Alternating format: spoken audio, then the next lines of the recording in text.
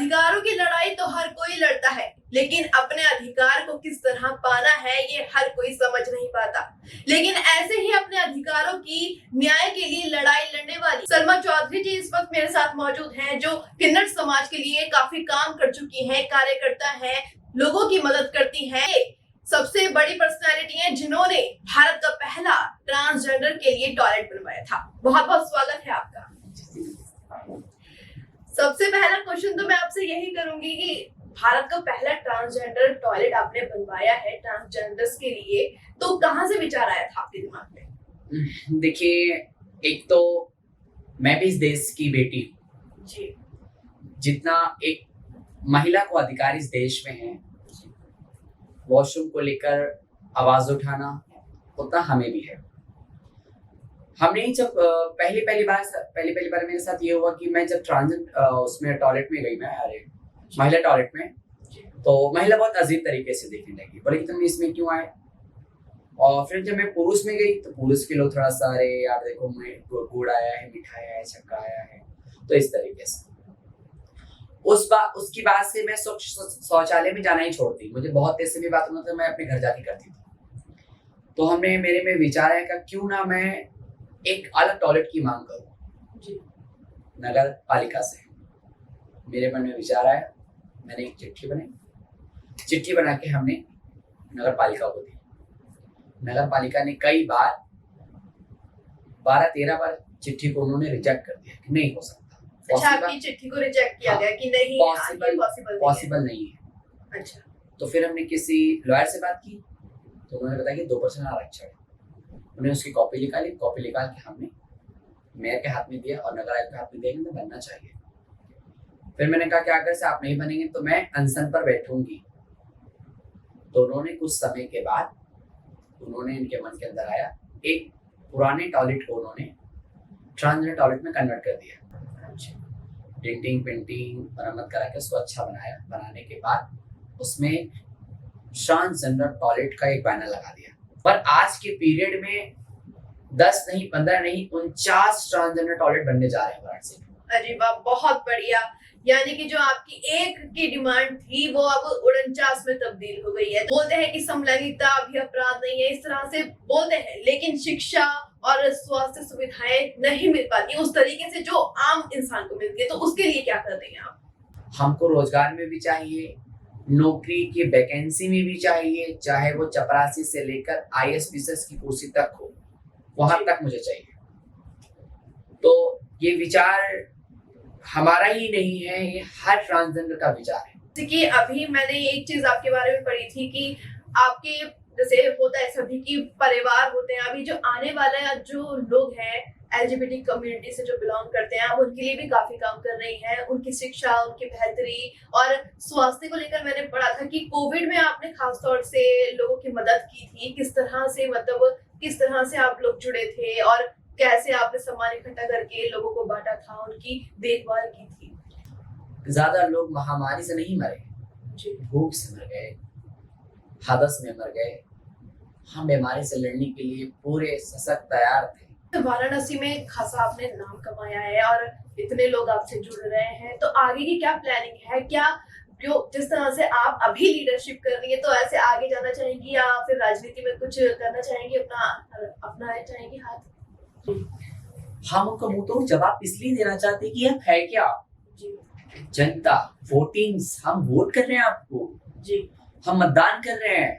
जिसे normal public ने हमने भी किया है, सभी जेंडर्स के लोग ने किया है। हम भी एक जेंडर है, आपको किया है, समुदाय है, हमारे लिए नहीं करते हैं वो काम, दूसरों के लिए करते हैं जी। और दूसरों के लिए भी नहीं करते हैं। चुनाव कैंपेन इतनी महंगी हो गई है, मैं आपको क्या बताऊं कि जो लड़ भी लोग नहीं पाते।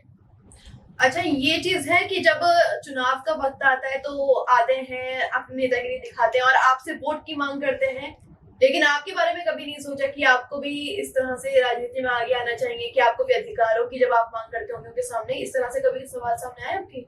साफ हो गए हैं, पहले के नेताओं की बात नहीं करें, अब के जो नेता हैं दो मुंह साफ है कि वो दोनों तरफ चाल चलते हैं। अच्छा, तो मैं चाहती हूँ कि ना ही हमें इनके सहयोग की जरूरत जी मतदान भारत सरकार और कानून की गाइडलाइंस को हम लोग फॉलो करते हैं कि हमें मतदान देना हमारा अधिकार है, जी हम देंगे। सरकार ने एक बड़ा अच्छा नियम बना दिया है चुनाव आयोग ने कि लूटा, जी आप किसी को ना पसंद तो लूटा पे आप दे सकते हैं। जी सरकार हम क्यों चुने? जब सरकार हमारे लिए नहीं बात करती, हमारी चर्चा पर काम नहीं करती, वो हमारे लिए आगे नहीं आती, तो हम उनको वोट देके करेंगे क्या? तो फिर ये पुरुषों की सरकार और महिला की सरकार बोल सकते तब इसको, मगर हम अपनी जुबान से ये बोले, मगर कहना नहीं चाहिए इसको। तो हम यही चाहते हैं कि ना ही हम तुमसे डरते हैं और ना तुम हमें डरा पाओगे। जी इस भारत के अंदर जितना तुम्हें अधिकार उतना हमें भी अधिकार है। जी तुम कहते हो कि हम पुरुष हैं, जी फर्स्ट जेंडर, जी सेकंड जेंडर महिला, हम तो थर्ड जेंडर है, चलो कोई बात नहीं, कोना तो मिला हमें, जी एक कोना तो मिला। हम फर्स्ट सेकंड जेंडर्स को नहीं मानते, हम सबको एक बराबर जेंडर्स में लाना चाहते हैं, एक फ्लैट प्लेटफॉर्म पे लाना चाहते हैं। मगर इस वक्त हम लोगों को बहुत जरूरी है कि शिक्षा में आरक्षण और अधिकार चाहिए। जब तक हम शिक्षित नहीं होंगे, हमारा समुदाय शिक्षित नहीं होगा, तब तक आगे लड़ नहीं पाएगा, पढ़ नहीं पाएगा, बढ़ नहीं पाएगा, तो कैसे सीखेगा? अच्छा, जब भारत की बात करें, वहीं विदेशों की बात करें, तो यहाँ से लोग बाहर जाते हैं पढ़ने के लिए। आपकी जैसे थर्ड जेंडर है, हम उन्हीं को देख लेते हैं, उनको उस लेवल का अधिकार वहाँ विदेशों में मिलता है। तो आप चाहते हैं कि भारत में भी ऐसा एक कानून बन जाए, ऐसी आजादी हो जाए आप लोगों के लिए भी, कि आपको किसी से कुछ रोक टोक ना हो आपके लिए किसी काम में, कि आपको ये नहीं करना है, आपको यहाँ नहीं बैठना है, आप महिला वाले वॉशरूम भी यूज नहीं कर सकते, इस तरह की बातें सामने ना आए, क्या कहेंगे? भारत की गवर्नमेंट को शर्म करना चाहिए कि जिस भारत के अंदर जिस जहाँ पे उसकी जन्म हुआ है, जहाँ पे वो रहता है, जिस जन्मभूमि पर, वहां पे उसको इज्जत और रिस्पेक्ट नहीं मिल रहा है, मगर विदेशों में अदर कंट्री में जाकर उसको सम्मान मिल रहा है, उसको अधिकार मिल रहा है। तो सबसे बड़ा गर्व की बात, उस देश के लिए गर्व की बात है, उसको सलाम सैल्यूट करते हैं। और हमारे यहाँ की गवर्नमेंट क्यों हमको इतना निजत दिखाने की कोशिश करती है, क्यों हमको इतना अलग करने की कोशिश करती है? ये तो गवर्नमेंट की नाकामी है ना। फिर तो जानने की कोशिश करे सरकार, सत्ता, कि ये कहना क्या चाहते हैं। और हमारे एलजीबीटी समुदाय के जो लोग हैं, मैं निवेदन करती हूँ कि आप लोग रोड पर निकल रहे हैं तो कुछ स्पष्ट आप बात सरकार को बताने की कोशिश करें, शासन को बताने की कोशिश करें, जिससे बात की समझा जाए। और एक दिन करने से नहीं हो जाएगा, कम से कम हमें ये अभियान महीनों भर चलाना होगा, तब जाके सरकार हमारी बातें सुनेगी। किसी ने हमसे पूछा कि मैम आप पार्लियामेंट मेंबर क्यों नहीं बनना चाहती? जी। किसी ने हमसे पूछा कि आप मैम विधायक क्यों नहीं बनना चाहती? किसी ने हमसे पूछा आप मेयर क्यों नहीं बनना चाहती? इसलिए कि समुदाय को इतना पिछड़ा कर दिया है कि और पिछड़े में ले जाना चाह रहे हैं हमको जी।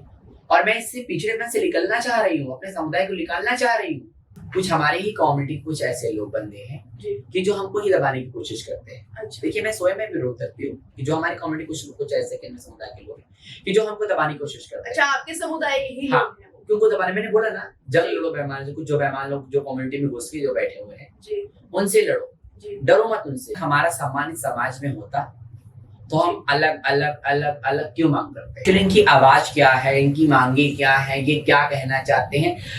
10 साल से प्रैक्टिकल रही है भारत के अंदर, मगर कभी किसी ने जानने की कोशिश नहीं की, गवर्नमेंट ने जानने की कोशिश नहीं की हो ये लोग चाह क्या रहे हैं। एक समय था जब समलैंगिक लोग बोलते थे कि हाँ, शादी का अधिकार नहीं है, उन्हें एक साथ रहने का अधिकार नहीं है, लेकिन सुप्रीम कोर्ट का एक जो जजमेंट आने वाला था, सुप्रीम कोर्ट के सामने कई एलजीबीटीक्यू कम्युनिटी के लोग मौजूद थे, हाथ में हाथ पकड़ के खड़े थे कि कहीं ना कहीं उनके अधिकार की एक अच्छी बात तो जरूर आएगी अंदर। मेरा विचार ये है कि भारत में पॉपुलेशन तो बहुत ज्यादा है जी। अगर से सेम सेक्स सेम मैरिज हो जाए तो इसमें दो राय क्या है? और सेम सेक्स सेम मैरिज का जो ये सवाल जो मुद्दा है, इस मुद्दे को कोर्ट ने मान्यता नहीं दी है, मगर हम यही चाहते हैं कि कुछ इसमें, इस बिल के अंदर, इस कानून के अंदर कुछ ऐसा करे कि जिससे लोगों को राहत मिल पाए। हम चाहते हैं कि हम लोग बच्चों को अडॉप्ट करना चाहते हैं, ट्रांसजेंडर पूरा चाहते हैं कि हम एलजीबीटी कम्युनिटी चाहे कि हम सेम सेक्स मैरिज होगा तो हम अनाथ आश्रम के बच्चों को अडॉप्ट करेंगे, उनको ये अधिकार मिल जाए कि वो अनाथ बच्चे को अडॉप्ट कर पाए, जो अनाथ आश्रम की संख्याएं कम हो पाए, सरकार के जो इतनी बजट जा रहे हैं वो कम हो पाए। नेताओं के लिए 12 बजे को कोर्ट खोल दी जाती है, हमारे लिए कभी 12 बजे को कोर्ट खुली है क्या? किसी महिला के लिए 12 बजे को कोर्ट खुला है क्या? नहीं खुला है जी। ये कौन सा कानून? सारा कानून अपने पक्ष में बना लिया इन लोगों ने। अच्छा। सारी सुविधाएं अपने पक्ष में नेताओं ने बना ली। अच्छा, तो आपको लगता है कि जितनी चीजें हैं वो एक पक्ष के तौर पे चल रही हैं, एक तरफा चल रही हैं? देखिए, जनता को इन्होंने झुंझुना पकड़वा दिया ना। अच्छा। जनता को आरक्षण का झुंझुना पकड़वा के बोल दिया कि ये आरक्षण है। जी। और खुद जितनी मजबूती पावर अपने पास लेकर रख ली, और सिर्फ जनता को एक पावर है कि लोकतंत्र। जी। अगर से आप सड़क पे उतर गए, एक साथ हो गए, तो इनकी कुर्सियां हिल सकती हैं। जी। ये पनाह मांग सकते हैं हमसे, जी। मगर ये सारी सुविधाएं अपने हाथों में लपेट के रखे हुए हैं। कहीं ना कहीं लगता है कि जो लोग पार्लियामेंट मेंबर्स वोटिंग्स करते हैं कानून में, राष्ट्रपति एक सांसदों की वोटिंग से राष्ट्रपति बनते हैं, जी। ये कहीं ना कहीं एक दबाव का विषय बनता है कि जिस दबाव में हम लोग जी रहे हैं, तो इस दबाव को बर्दाश्त नहीं करना चाहते हैं। कि हम लोग चाहते हैं कि अगर से हम पे कोई कानून बन रहा है मैम, जी।